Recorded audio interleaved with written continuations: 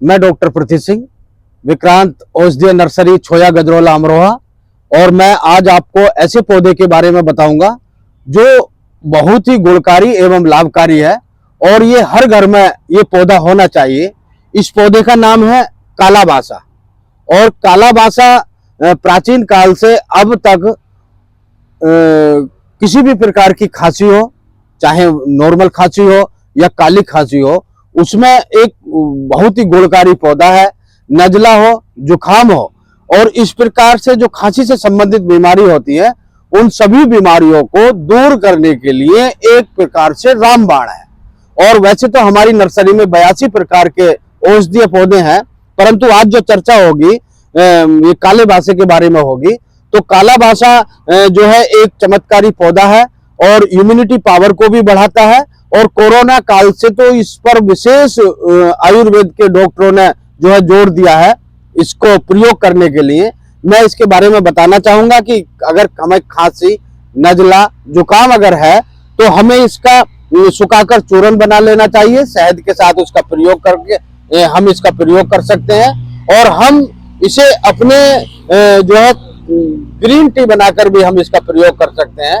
और किसी भी प्रकार से इसे अगर हम खाते हैं तो ये जो मैंने बीमारी बताई है इनको दूर करने के लिए जो है काला बासा बहुत लाभकारी है। तो इसलिए हर घर में ये काले बासे का पौधा होना चाहिए। और ये पौधा इस प्रकार से है कि ये कटिंग से भी हो जाता है, ये बीज से भी हो जाता है और इसकी बहुत ज्यादा डिमांड भी रहती है।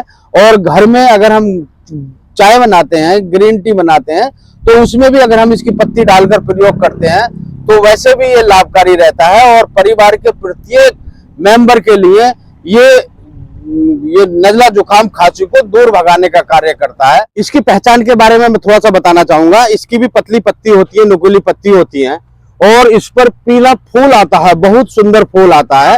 तो ये जैसे आज 16 नवंबर 15 नवंबर का दिन है, तो अब सर्दियां बहुत तेज गति से आने वाली हैं। तो सर्दियों में हम इसका प्रयोग करते हैं तो सर्दियों में ये ज्यादा से ज्यादा गुणकारी एवं लाभकारी होता है। और जब घर में लगेगा तो इसका हम किसी न किसी रूप में प्रयोग करेंगे। अभी मैं इसके बारे में और बताना चाहूंगा कि हमारे यहाँ वैसे तो ये महंगा पौधा बिकता है, परंतु हम इसे थोक में 50 रुपए के हिसाब से पौधा हम इसे किसी भी जो भी यहाँ पर क्रय करने आते हैं, खरीदने आते हैं, हम 50 रुपए के हिसाब से इस पौधे को हम जो है उसे देते हैं। तो इसलिए ज्यादा से ज्यादा मेरा ये कहना है कि हम वैसे अनेकों पौधे लगाते हैं घर में सुंदरता बढ़ाने के लिए, घर में फूलों के लिए, घर में फलों के लिए, परंतु हम जो एकदम सीधा स्वास्थ्य को ठीक करता है, जो हमारे शरीर को स्वस्थ रखता है, तो ऐसे हमें औषधीय पौधे अधिक से अधिक लगाने चाहिए। आज हम कई पौधों पर जो है यहाँ पर चर्चा करेंगे।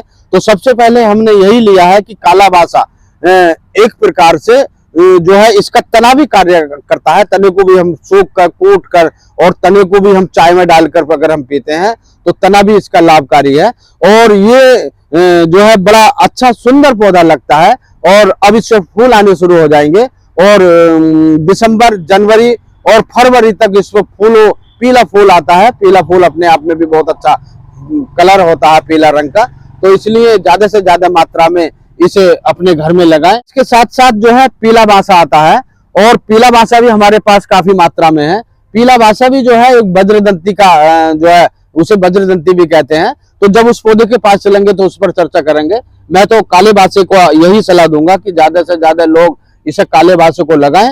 और इसका पत्ती, इसका फूल और इसका तना, ये तीनों चीज जो है काम में आती हैं। और इस पे एक सावधानी की रखने की ये बात है कि ये कांटे इसके जो है बड़े तेज और नुकीले होते हैं और जो है ये कांटों से थोड़ा सा बचना पड़ता है। और प्रकृति ने दिया है कि जिस पौधे पर कांटे होंगे तो उसके बहुत ज्यादा गुण होते हैं। और बहुत ही प्रकृति पर्यावरण को सही रखने के लिए काले बासे का भी अपना एक महत्वपूर्ण योगदान है। तो इसलिए हम तमाम प्रकार के पौधे लगाते हैं, तो हमें काले बासे का पौधा ज्यादा से ज्यादा जो है अपने घरों में लगाना होगा और इसके लाभ लेते हैं। काले बासे के साथ साथ अब हम एक ऐसे पौधे के पास आ गए हैं ये पौधा भी जो है घर में लगा हुआ होना चाहिए। और ये एक बेल का पौधा है और इसकी बेल चलती है। और बेल वाला पौधा जब होता है तो कहीं भी दीवार के सहारे, कहीं भी जीने के छत के आसपास अगर हम इसे बेल को लगाते हैं तो वैसे भी सुंदर लगती है।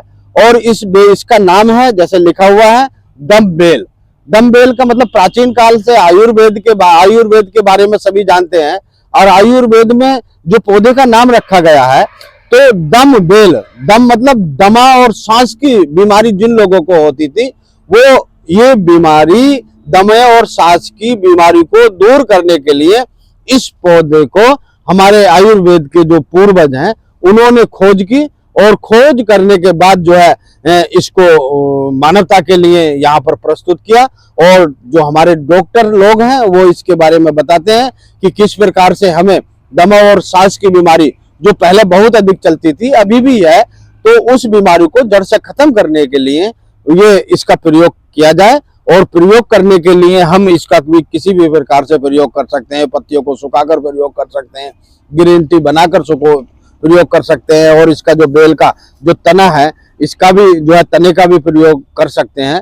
और दमा और सांस की बीमारी अगर किसी व्यक्ति को है, वैसे तो अधिक हो, जैसे जैसे उम्र बढ़ती है ये बीमारी शरीर पर कब्जा करती है, तो इस बीमारी को रोकने के लिए, इस बीमारी को जिन्हें हो जाती है उसे दूर करने के लिए हम दम बेल का जो है प्रयोग कर सकते हैं। और घर में लगाकर अपने घर की सुंदरता भी बढ़ा सकते हैं।